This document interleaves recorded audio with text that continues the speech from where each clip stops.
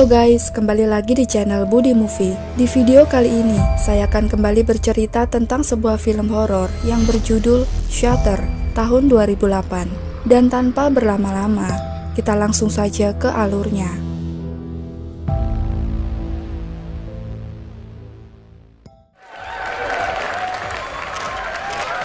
Film berawal dengan memperlihatkan sebuah acara pesta pernikahan dua lajang bernama Ben yang telah resmi menikahi seorang gadis bernama Jen. Karena Ben adalah seorang fotografer profesional dengan padatnya jadwal, dia terpaksa harus mengatur jadwalnya dengan ekstra, termasuk untuk mempersiapkan masa perayaan pernikahannya. Mengingat hari itu juga, dia bersama istri harus terbang ke Tokyo untuk proyek pemotretan sekaligus berbulan madu di sana. Singkatnya, mereka pun tiba di sana, dan terlihatlah spot yang menakjubkan di kaki Gunung Fuji, di mana mereka juga sempat mengabadikan keindahan itu dengan saling berfoto selfie. Namun ternyata perjalanan belumlah berakhir, dan mereka harus berkendara jauh menuju sebuah lokasi yang dituju. Dan saking jauhnya, Jen juga harus menggantikan Ben untuk menyetir. Karena perjalanan tak kunjung sampai juga, mereka pun beranggapan jika telah mengambil rute yang salah, sampai-sampai harus tersesat ke jalur sepi di tengah hutan. Dan ketika mereka mengamati sebuah peta,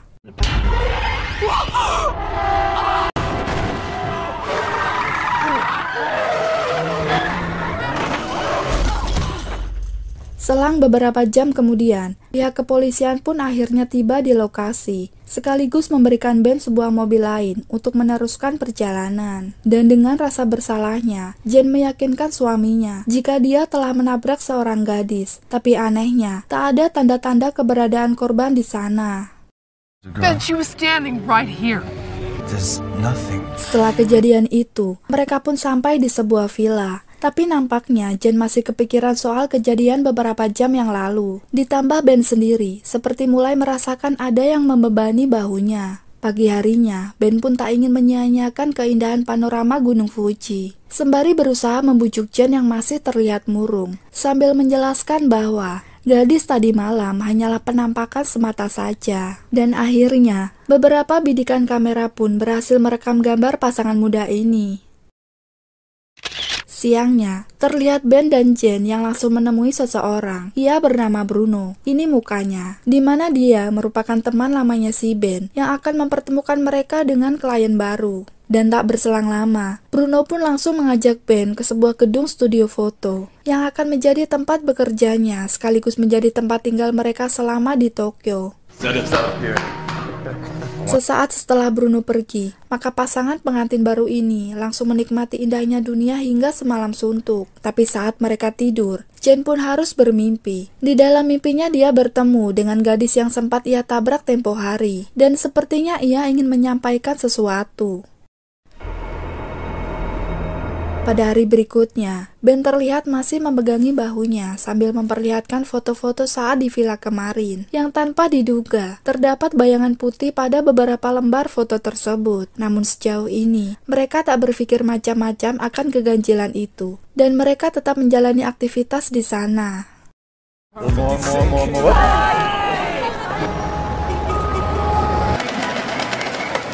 Singkat cerita, di sana rekan kerja Ben menemukan hal yang sama pada hasil bidikan kamera pocket milik Jen. Dari situ timbullah rasa penasaran Jen akan fenomena tersebut. Dan setelah berbincang, mereka pun berinisiatif untuk bertemu dengan seorang fotografer hantu agar mengetahui sekaligus menggali informasi dengan kejanggalan itu.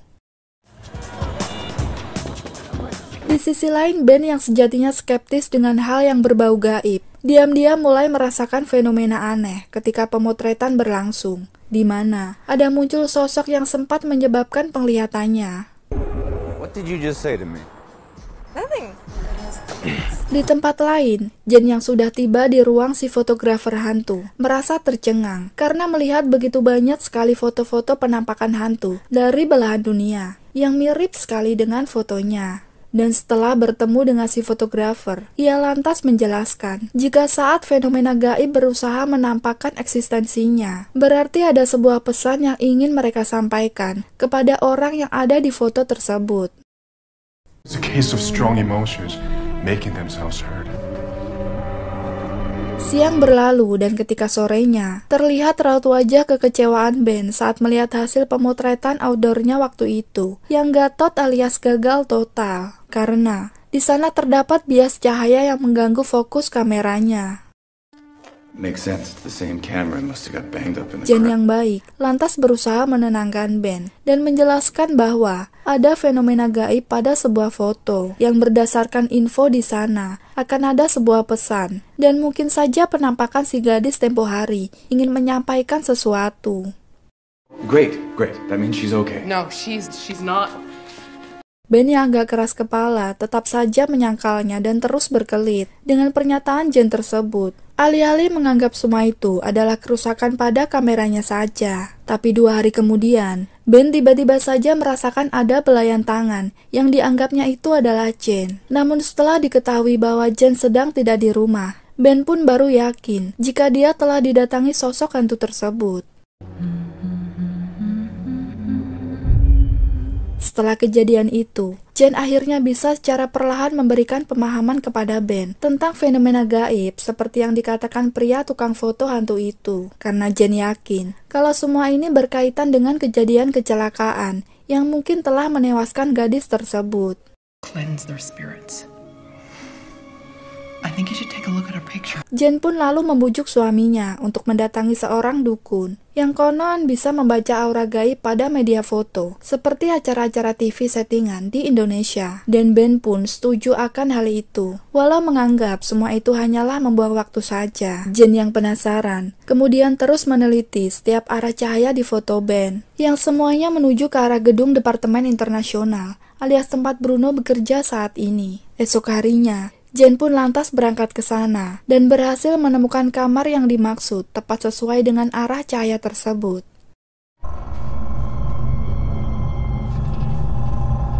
Dan sesampainya di dalam ruangan, Jen langsung melakukan investigasi mandiri dengan kamera Polaroid pinjamannya. Siapa tahu di sana muncul pertanda atau petunjuk akan keberadaan fenomena yang sama. Sampai akhirnya, dia mendapat gambar mengejutkan, disusul kemunculan bayangan hitam di belakang dirinya yang membuat Jen harus kabur dari sana.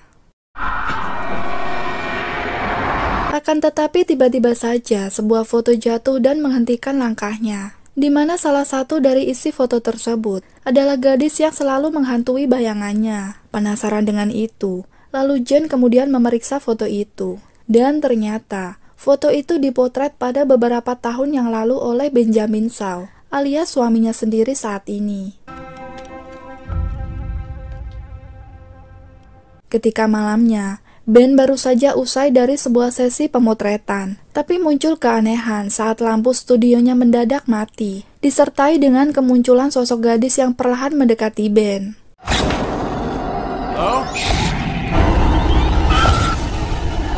Singkat waktu, Jen kemudian bertanya kepada Ben tentang sosok gadis bernama Megumi yang ia lihat di foto itu. Dan di sini akhirnya Ben mengakui jika ia mengenalnya. Lalu dia bercerita banyak hal tentang Nona Megumi ini. Megumi adalah seorang gadis penerjemah asal Jepang yang dulu sempat jatuh hati pada Ben. Tapi saat itu, Ben justru menganggap kedekatannya hanya sebatas pertemanan semata. Hingga akhirnya mereka pun renggang dengan sendirinya dan tak pernah berkomunikasi lagi semenjak kejadian itu. Adapun penampakan saat kecelakaan terjadi waktu lalu, sebenarnya Ben menyadari juga akan hal tersebut dan bisa jadi Megumi sudah tiada. I just wasn't falling in love with her. She sensed it. It only made it more intense. Sementara di tempat berbeda, nampak seorang fotografer busana bernama Adam. Ia merupakan sahabatnya Ben, dan saat itu, ia sedang melakukan pemotretan terhadap modelnya. Namun setelah beberapa pose berjalan, tiba-tiba saja kamera yang digunakannya meledak, sehingga membuat matanya hilang saat itu juga, dan harus membuatnya tutup usia di sana. Ben yang mendengar info tersebut cukup kaget dan terpukul, tanpa terkecuali Bruno sahabatnya, karena pasti akan merasakan hal yang sama. Lalu Ben pun pergi ke apartemen itu untuk mengecek keadaannya. Tapi ketika masuk, di sana terlihat banyak potongan foto berdarah di atas meja tamunya. Lalu tiba-tiba saja, Bruno dengan wajah frustasinya kemudian berlari menerobos balkon apartemen dan jatuh dari sana. Saat itulah Ben mulai yakin jika Megumi berada di balik tewasnya kedua sahabatnya tersebut. Sehingga dia berpikir untuk segera meninggalkan Tokyo dan kembali ke New York. Akan tetapi keadaan tidak semudah itu. Karena nyatanya, Jen menemukan bayangan sosok Megumi pada foto album pernikahan mereka. Yang berarti bahwa Megumi telah lama menguntit Ben, bahkan sebelum kedatangan mereka di Jepang. Then we have to find her. The medium said that spirits are tied. Singkat cerita, mereka akhirnya memutuskan untuk melakukan penelusuran terkait Megumi ini. Hingga sampailah mereka pada sebuah pemukiman warga di pinggiran kota Tokyo, di mana Ben masih ingat betul kalau rumah Megumi terletak di sana. Dan terlihat keadaan rumah yang nampak sepi, membuat mereka dengan mudah bisa memasukinya.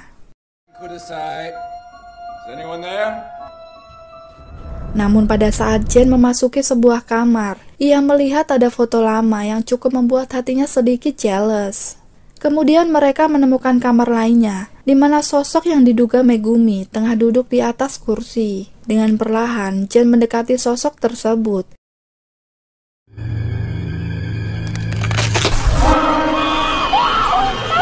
Ternyata ia Megumi, yang rupanya telah lama bunuh diri dengan menelan racun sianida. Setelah melewati perjalanan panjang, malam itu mereka pun pulang ke kamarnya untuk beristirahat.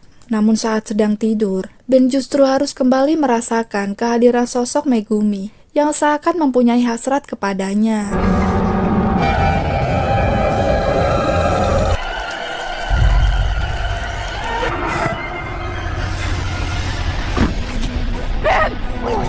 Beruntung, Jen segera mengambil tindakan dan bisa mengusirnya. Saat esok harinya, pasangan ini terlihat ikut menghadiri upacara kremasi pada sisa jasad Megumi. Sesaat setelah mereka bersiap untuk menempuh perjalanan pulang, dan saat malam hari tiba, mereka pun sudah sampai di New York. Terlihat bunga pengantin yang sempat mereka tinggalkan sudah nampak layu dan masih tergeletak di atas meja rumahnya. Saat sinar matahari pagi yang indah terpancar, Jen merasa terpukau dengan simbol kasih sayang yang dibuat Ben di atas meja, sehingga dia sangat tertarik untuk mengabadikannya dan berharap itu adalah simbol awal bagi kehidupan mereka kelak. Namun harapan tak seindah kenyataan, di mana hasil foto yang Jen ambil tadi pagi lagi-lagi memperlihatkan bayangan sosok Megumi yang sedang berusaha sembunyi di balik foto di dinding rumahnya tersebut. Alhasil, Jen pun langsung mencopot foto tersebut lalu menyimpannya di gudang.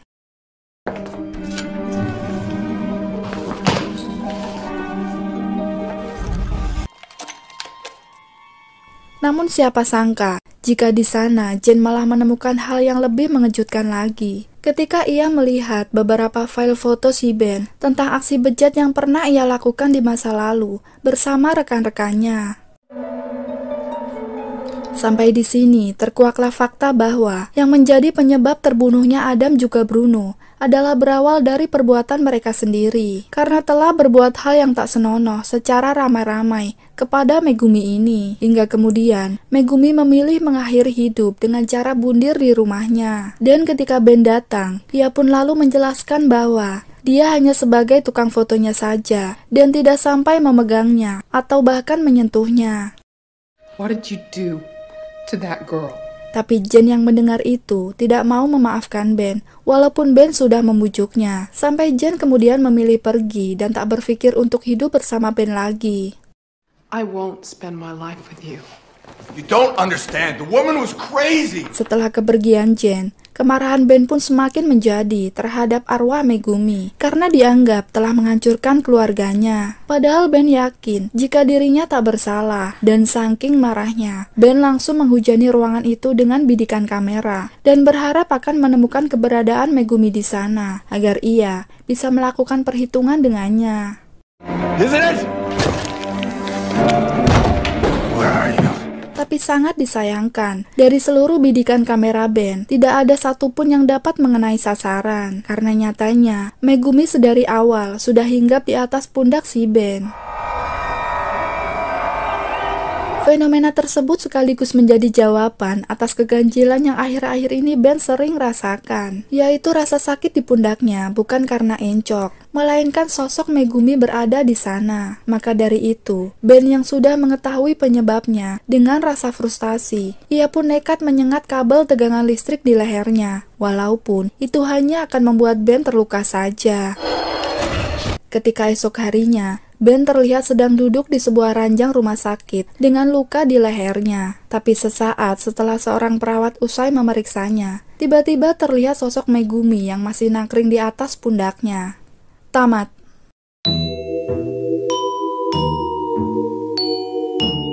Akhirnya sampai juga di penghujung cerita. Terima kasih yang masih stay di sini. Dan sedikit pesan dari film ini adalah, setiap perbuatan jahat pasti ada karmanya. Dan karma tidak mengenal ruang juga waktu. Saya dan Budi Movie undur diri. Sampai jumpa di film selanjutnya. Gracias.